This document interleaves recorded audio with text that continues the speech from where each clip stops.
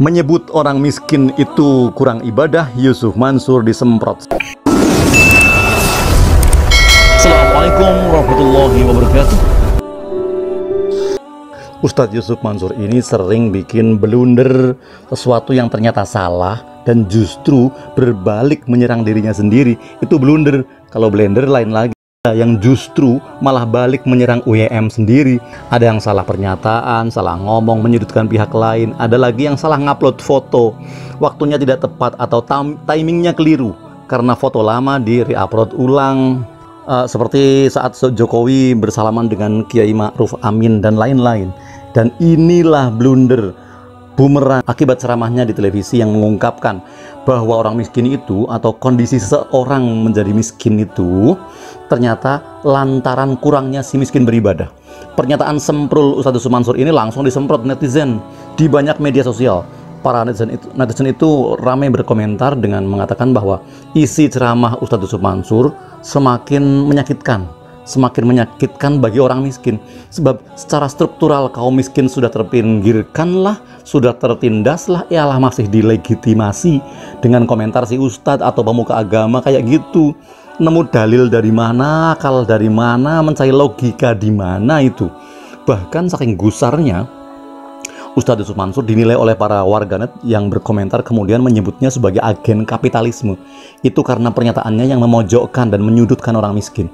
Padahal nasib orang miskin kalau lebih fair mestinya dilihat dari sistem, bukan dari teologi, dari pendekatan sistem, bukan pendekatan teologi, cara beribadah atau beragama atau agamanya apa.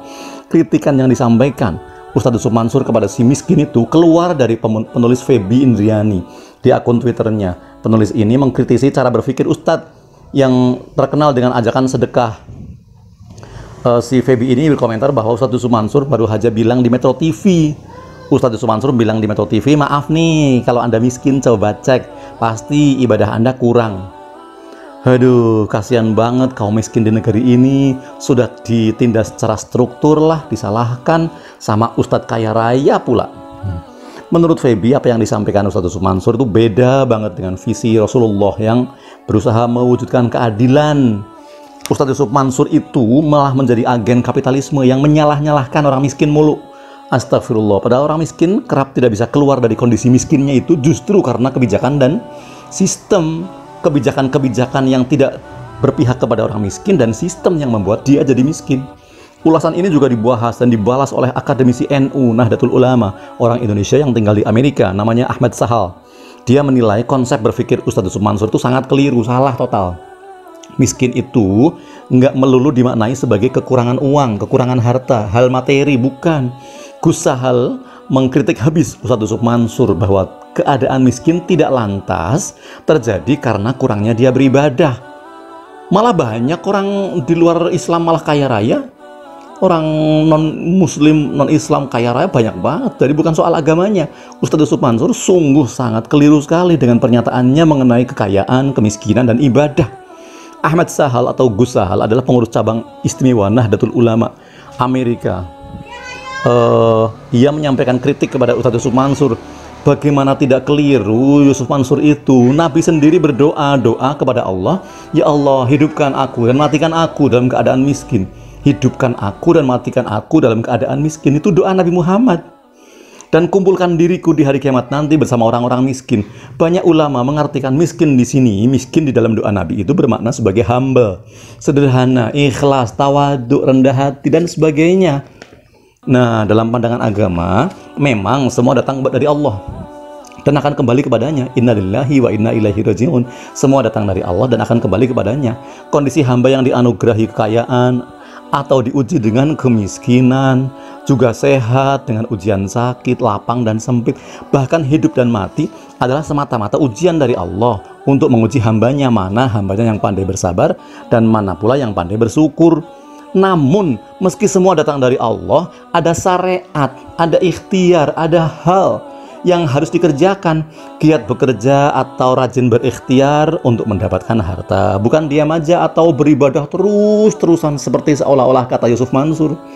Orang wajib berikhtiar mendapatkan sehat dengan cara olahraga walaupun sakit datang dari Allah. Kita flashback aja, kilas balik ke zaman Nabi.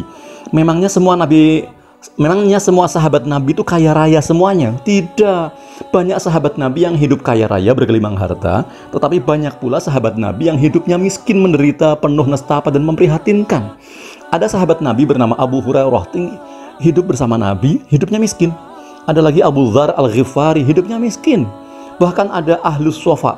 Ahlus Sofa itu kalangan kaum miskin yang dibuatkan asrama di Masjid Nabawi oleh Nabi Muhammad Shallallahu Alaihi Wasallam. Bahkan siapa sangka sahabat Ali bin Abi Thalib yang juga keponakan Nabi, yang juga menantu Nabi karena Ali itu menikah dengan putri Nabi Fatimah Az-Zahra, juga hidup miskin. Bahkan tangan Sayyidatina Fatimah sampai keras tangannya atau kapalan lantaran dipergunakan untuk banting tulang, bekerja keras menggilas gandum. Di rumah Ali sering tidak ada makanan di meja, dapur tidak ngebul dan sebagainya. Itu para sahabat Nabi. Bahkan Nabi Muhammad SAW sendiri sering tidak menjumpai makanan di rumahnya, hingga beliau memutuskan berpuasa sunnah lantaran tidak ada yang bisa dimakan di pagi itu, tidak ada makanan di atas meja pagi itu. Bahkan hingga Nabi tidur beralaskan tikar tipis di atas pasir, hingga Sayyidina Umar bin Khattab menangis melihatnya. Lalu Umar membandingkan dengan keadaan atau kondisi Kisra Persia dan Kaisar Romawi. Bahkan dikisahkan pula Nabi Muhammad SAW mengikatkan batu di pinggangnya karena menahan lapar perutnya. Belum lagi dikisahkan bahwa berhutang. Nabi kerap atau sekali dua kali berhutang, lalu menggadaikan baju perangnya dan sebagainya dan sebagainya.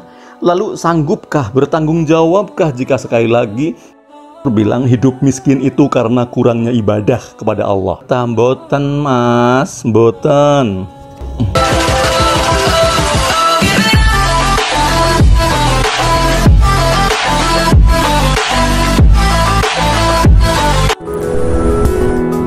Terima kasih teman-teman yang sudah menonton video ini.